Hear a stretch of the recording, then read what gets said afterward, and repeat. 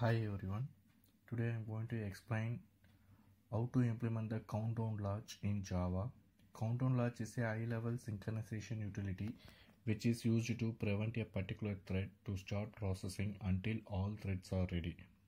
CountDownLatch is a useful synchronizer and used heavily in multi-threaded testing. You can use this class to simulate truly concurrent behavior. There is another one similarity is a cyclic barrier,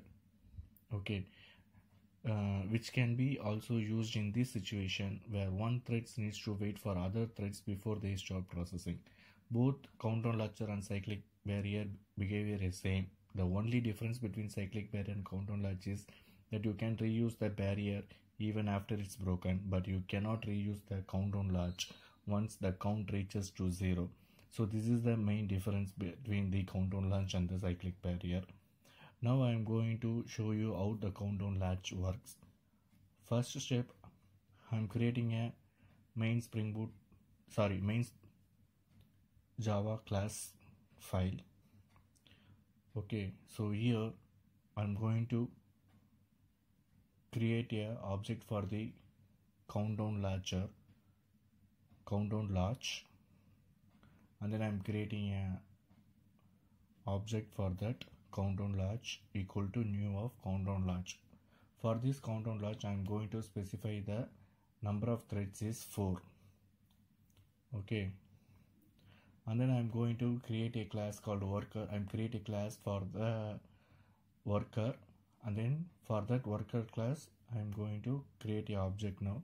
This worker class should extend the thread class. So for this worker class I am going to pass the CountDownLatch number of seconds it should wait, and then the thread name I need to pass. So I'm going to create a worker class that extends the thread. So I created the class worker that extends the thread class. Here I'm going to define two variables. One is the CountDownLatch and another one is the time in milliseconds. So the time in milliseconds should be like how long the thread should wait. I'm going to specify it here.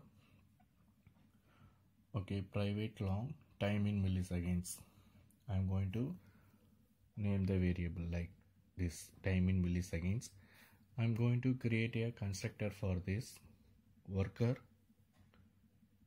thread class. The first argument is the CountDownLatch, and then another one is the time in milliseconds. Also, I like to set the name for the thread class. That name also I am going to pass it here in the constructor itself. So already we defined the constructor with the CountDownLatch and the number of seconds. Now I am going to add the thread name worker1. So here I am going to add the another one argument in the constructor like string name.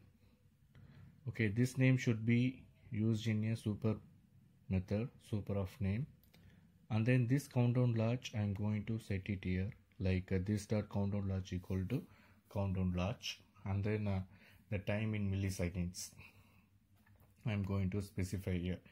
So by using this constructor we can define the time in milliseconds and then the CountDownLatch for the thread. Also now I am going to define a run method for this thread class, public void run. So whenever you starting the thread, this run method will call. Here I am going to add the thread.sleep time in milliseconds. So whatever the main time we mentioned in the milliseconds, that much time it will wait this thread. After this CountDownLatch.down I am calling countdown. So the countdown will decrease the number of count from the CountDownLatch.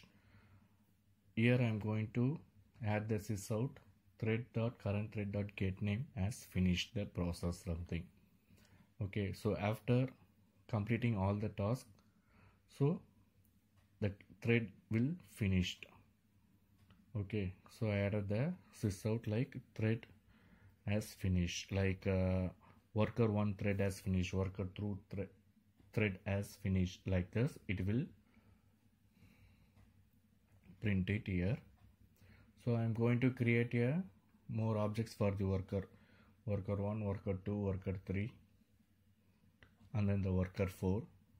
Also I'm going to specify the number of seconds it should wait. Okay, so 1 second, 2 second, 3 second, and 4 seconds. So there is 4 thread will be run with the name of worker 1, 2, 3, 4 respectively, and then I am sorting all the threads. So the run method will call, and then all the threads will wait until the time we specified. Okay, so here I am using CountDownLatch wait. So most of them using CountDown.latch wait. So in this case you will get the illegal monitor state exception. Okay, so you should use the CountDownLatch wait method to avoid that exception. So here I am using the wait because I want to show you the exception.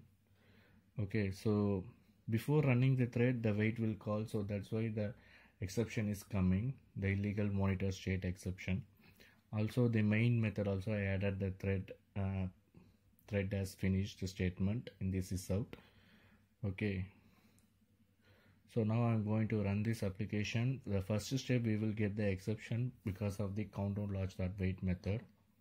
Okay, look at here, illegal monitor state exception. After that the worker 1 has finished, worker 2, 3, 4 has finished respectively. Okay, because the CountDownLatch wait is throws an exception.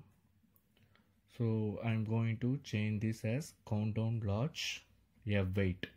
So wait method will wait until the task is complete, worker 1 to 4 respectively, and then the main method will call. Okay, main has finished. Okay, look at here, CountDown.latch wait method will wait up to the thread is finished. Also you cannot reuse like cyclic barrier the CountDownLatch threads. So again I am calling the CountDownLatch wait and then running the application, but this time the thread will not call after finish the 4th thread. So look at here, main has finished, the main has finished because the CountDownLatch came to the count 0, so that's why you can't use. That's the difference between the cyclic barrier and then the CountDownLatch. Okay, thank you for watching this video. Please subscribe my channel to get more videos. Thank you.